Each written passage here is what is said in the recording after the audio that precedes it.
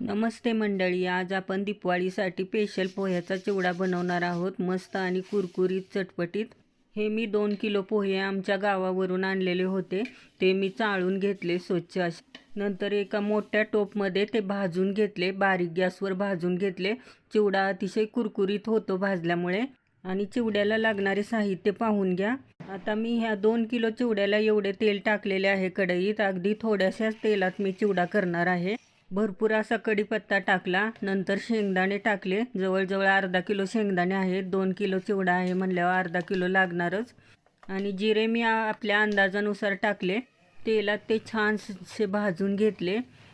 नंतर फुटाण्याची डाळ ही भरपूर टाकली मी. आता हा चिवडा मसाला, लाल मिरची पावडर, हळद, मीठ हे सर्व टाकून छान मिक्स करून घ्यायचे. आता शेंगदाणे वगैरे सर्व भाजून झालेले आहेत. आता मी चिवड्यात ते सगळं मिक्स केले. वरून खारी बुंदी व शेव ही टाकली. भरपूर अशी शेव टाकली, पाहू शकता.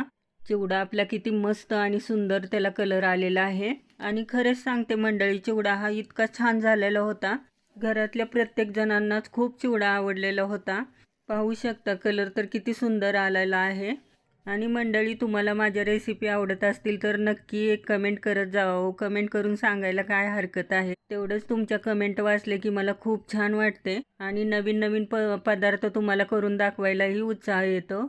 आणि हो, माझ्या मैत्रिणी आणि माझे नातेवाईक रोज कमेंट करून मला सांगत असतात. त्यांच्यासाठी खूप मनापासून धन्यवाद.